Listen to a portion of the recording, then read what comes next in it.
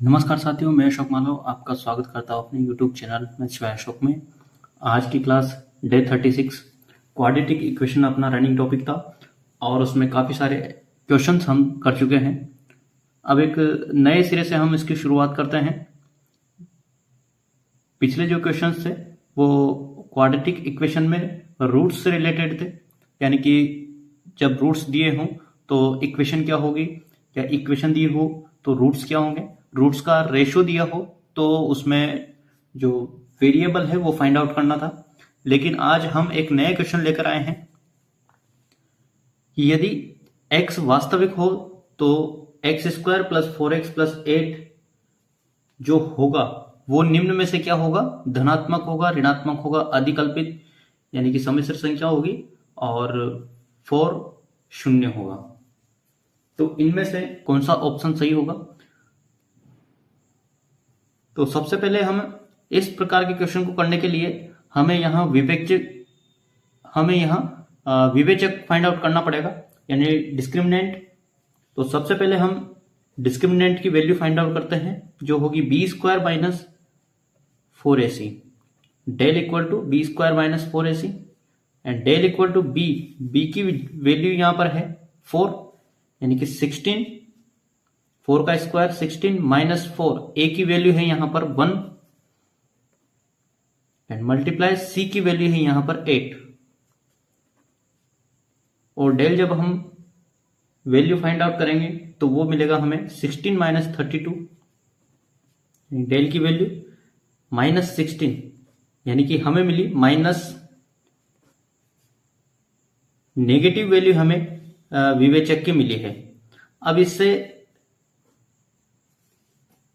इससे हमें कैसे पता चलेगा कि यहां पर x² प्लस 4x प्लस 8 की वैल्यू क्या होगी, धनात्मक होगी हमेशा, या हमेशा ऋणात्मक होगी, या कॉम्प्लेक्स नंबर्स होगी, या शून्य होगी? तो हमारे पास 4 टाइप्स के ग्राफ होते हैं, आपने देखा होगा।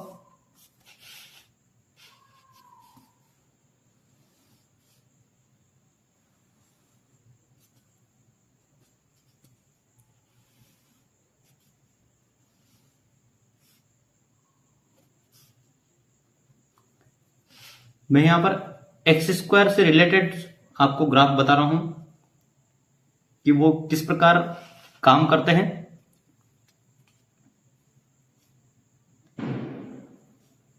यहां पर दिया हुआ है x² प्लस 4x प्लस 8, यानी कि इस एक्सप्रेशन की हमें वैल्यू निकालनी है। तो इसको हम y कंसीडर कर लेते हैं कि यदि if y equal to x² plus 4x plus 8, यानी कि हमें y की वैल्यू मिलेगी यहां पर, ये y एक्सेस है आप सब जानते हैं, और ये x एक्सेस है, इसी प्रकार ये y एक्सेस है और ये x एक्सेस है।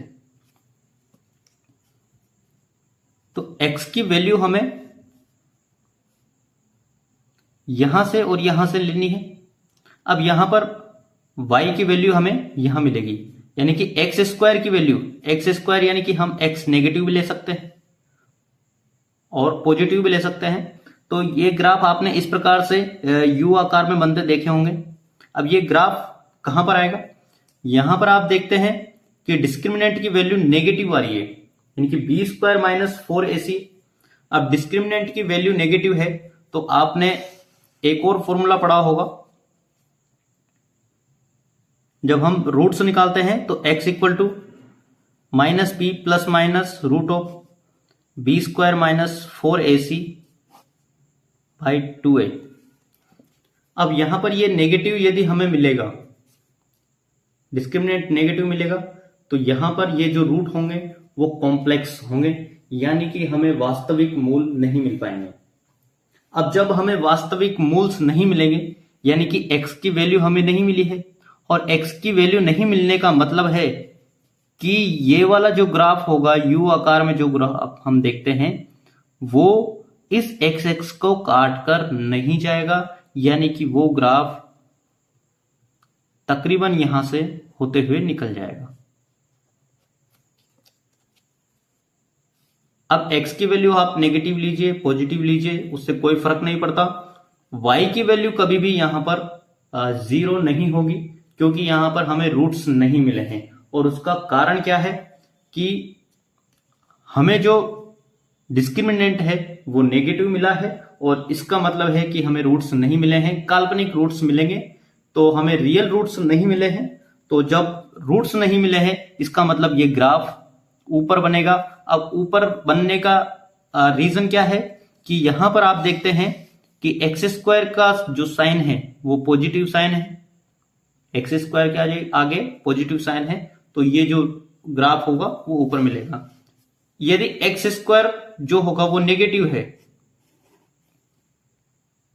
एक्स स्क्वायर के आगे यदि नेगेटिव साइन है इस प्रकार से, तो आप देखेंगे कि ये ग्राफ जो हमें ऊपर मिला है ये इस प्रकार हमें नीचे मिलेगा।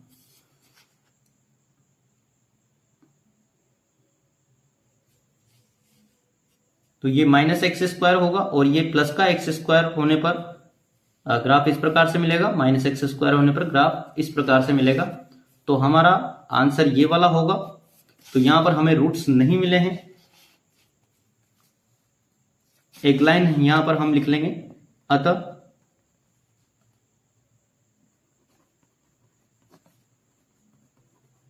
मूल प्राप्त नहीं होंगे। अतः अब जब हमें रूट्स नहीं मिलेंगे, यानी कि y की वैल्यू ना तो 0 होगी ना ही नेगेटिव होगी, तो y की वैल्यू, ये जो y है इसकी वैल्यू हमेशा पॉजिटिव ही होगी, यानी कि हमेशा धनात्मक होगी। अतः व्यंजक जो है वो सदैव धनात्मक होगा।